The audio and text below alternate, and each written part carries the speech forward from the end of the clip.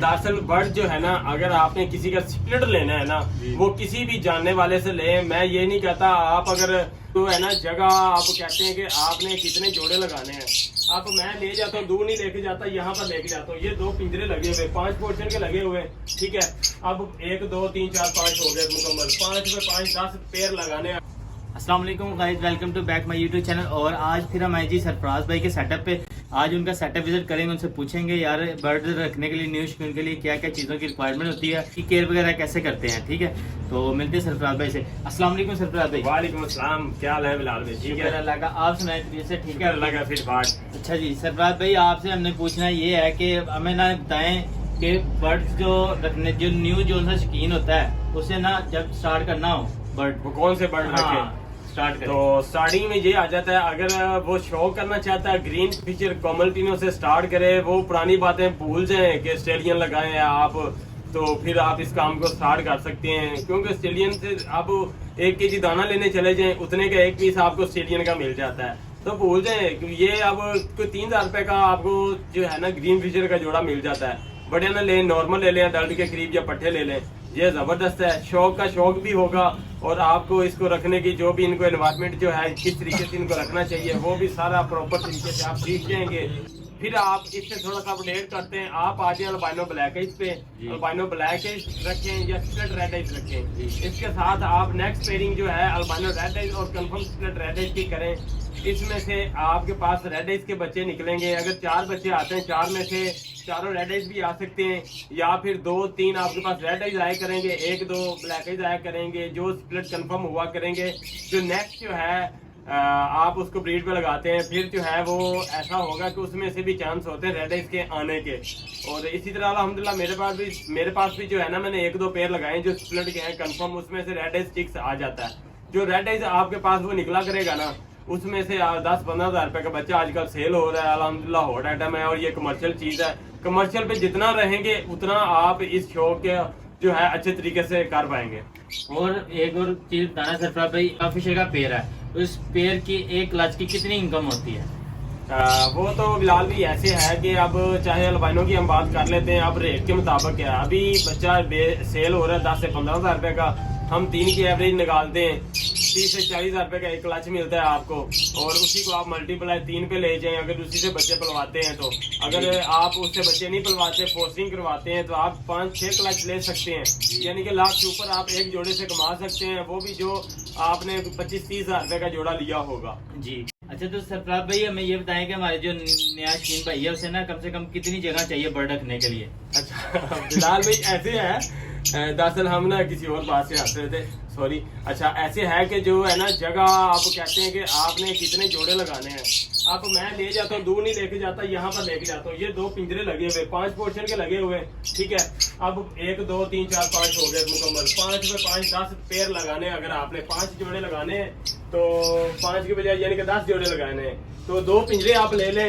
मेरे ख्याल से 5 फुट बाय 5 फुट की जगह बहुत जबरदस्त है 10 जोड़ों के लिए। वो आपने देखना आपने पिंजरे कहाँ से लेने हैं, और इसी तरह करके ज्यादा कोई जगह का मसला नहीं होता। आप किसी अपने घर की छत पे भी रख सकते हैं, छोटी सी जगह बना लें, नहीं तो ऐसे हो जाता है कि आप सीढ़ियों के नीचे भी रख सकते हैं। वहां पर पिंजरे आप कम हाइट वाले ले आए, यानी कि सेम के अंदर भी आप रख सकते हैं। लेकिन ये है कि वहां पर आप कवर वगैरह इसको कर सके। अगर सर्दियां आती हैं, गर्मी आए तो धूप से बचाना होता है, और कोई जगह के इसका कोई इशू नहीं है। जैसे आपका शौक बढ़ता है, जगह भी बढ़ जाती है, ऑटोमेटिकली बढ़ जाती है। तो सरफराज भाई एक और चीज बताएं, हमारे व्यूअर्स का भी पूछते हैं, फोस्टिंग पेयर क्या होता है? अच्छा, फोस्टिंग पेयर ये होता है जिसे हम दाइयां माइयां बोलते हैं, यानी कि नौकर बोलते हैं, ठीक है।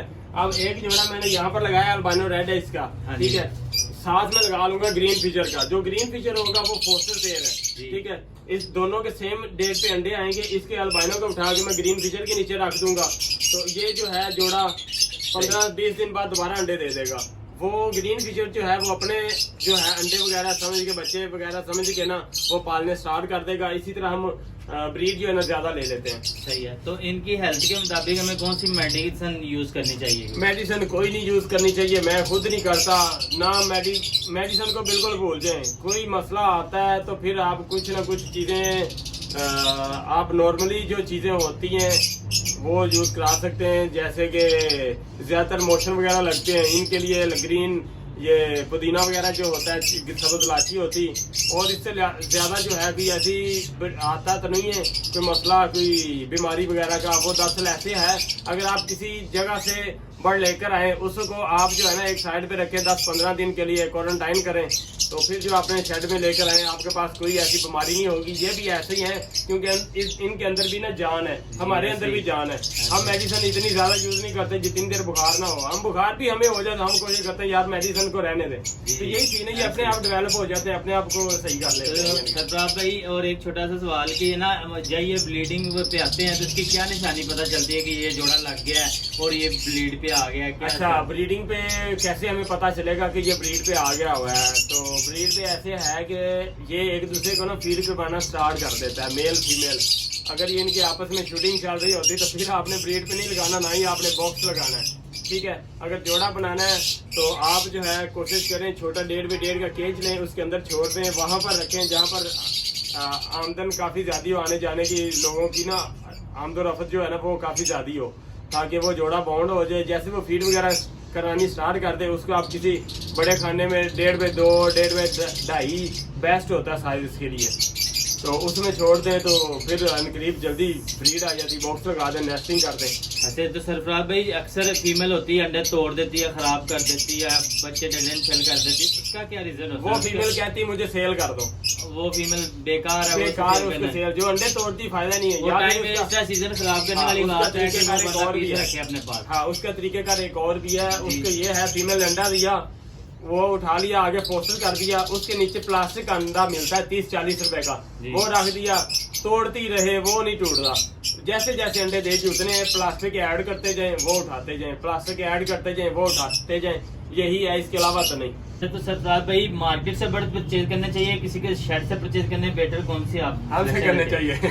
माधव वैसे कह रहा हूँ, दरअसल बर्ड जो है ना, अगर आपने किसी का स्प्लिट लेना है ना, वो किसी भी जानने वाले से ले। मैं ये नहीं कहता आप अगर रहते हैं पेशावर में रहते हैं तो लाहौर से मंगवा लें, अगर आपके पास पेशावर में ही या रावलपिंडी में कोई आपके करीब, यानी कि कुछ ना कुछ हर सिटी में आप ब्रीडर बैठे हुए हैं, उन्होंने सेटअप लगाए हुए हैं, वहां पर जाएं या फिर आप उनके साथ बातचीत वगैरह बनाएं, ठीक है। स्प्लिट वहां से कंफर्म लिया करें किसी नामवर ब्रीडर से, क्योंकि बाकी जो आम चीजें होती हैं रेड आइज को देखना बड़ा आसान है, उसकी आंखें लाल होती हैं। जो स्प्लिट होता है किसी भी चीज का, चाहे पेल फेलो में आ गया, चाहे इनो में आ गया, या किसी और म्यूटेशन का स्प्लिट आप ले रहे हैं, तो किसी जानने वाले बंदे से लें ताकि वो अपना नाम खराब ना करे। और बर्ड का साइज वगैरह ये अनक्रीज करने के लिए आप पट्टे परचेज करते हैं ना, क्योंकि ये नॉर्मली पट्टे होते हैं तो इतना साइज नहीं होता। जब ये ब्रीड करता है ना, पहली फर्स्ट ब्रीड करता है बर्ड, तो फिर इसका साइज जो है ना वो बड़ा हो जाता है। तो आपने क्या करना है, सर्दियों में इतना साइज जो है ना अनक्रीज नहीं होता। जैसे सर्दियां गुजर जाती हैं, गर्मियों का सीजन स्टार्ट होता है, तो आपने सॉफ्ट फूड इनको डेली बेस पे दिया करना है। तो फ्लाइंग अच्छी देनी है, कम से कम 1.5 में 3 या 4 दे दें तो बेस्ट है। तो फिर जो है ना ये अपना साइज वगैरह जो है वो डेवलप करेंगे, तो इसी तरह जो है ना आप अच्छे तरीके से उसको तैयार कर पाएंगे।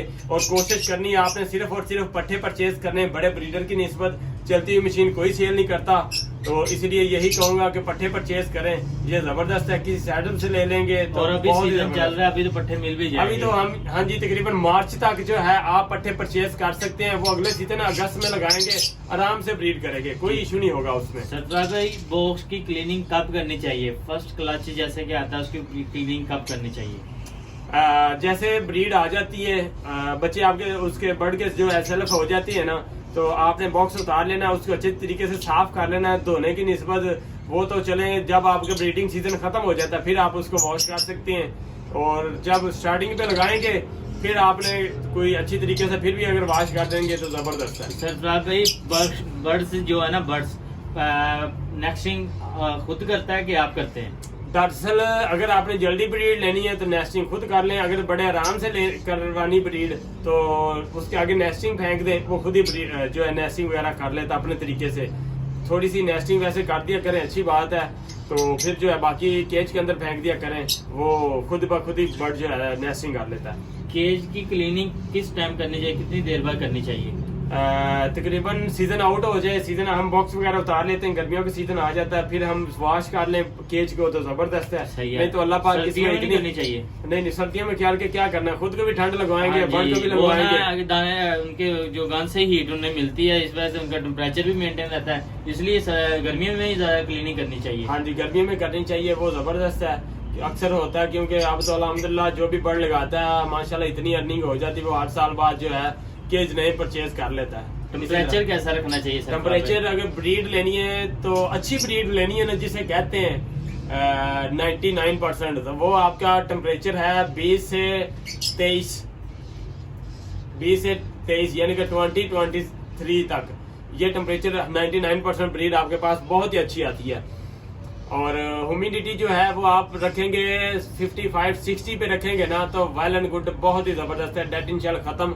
डेली बेस पे सुबह शाम 1-1 घंटा आपने वेंटिलेशन लाजमी करनी है, एग्जॉस्ट फैन लगा के अपने शेड की, वो जबरदस्त है। अगर ओपन माहौल है, आपका जो है ह्यूमिडिटी और टेम्परेचर सही है, वो उससे भी हाल है। सोर्स फूड में क्या क्या इस्तेमाल करवाना चाहिए बर्ड्स को? सोर्स फूड में सर्दियों में मैं अंडा ब्रेड देता हूँ जी, और उसके अलावा बीच में उसके पालक ऐड कर देता हूँ, जी। तो मेथी ऐड कर देता हूँ जी। गर्मियों में जो है वो मिक्स दालें वगैरह होती हैं, जी। वो मिल जाती हैं शॉप से, 150-200 रुपए केजी के दरमियान मिल जाती है। रात को दाना भिगो दिया करें, सुबह डाल दिया करें, वो जबरदस्त है। हफ्ते बाद या 15 दिन बाद एक दफा अंडा दे दिया करें गर्मियों में। सर्दियों में आप डेली बेस पे भी चलाएंगे, बर्ड को कोई नुकसान नहीं है।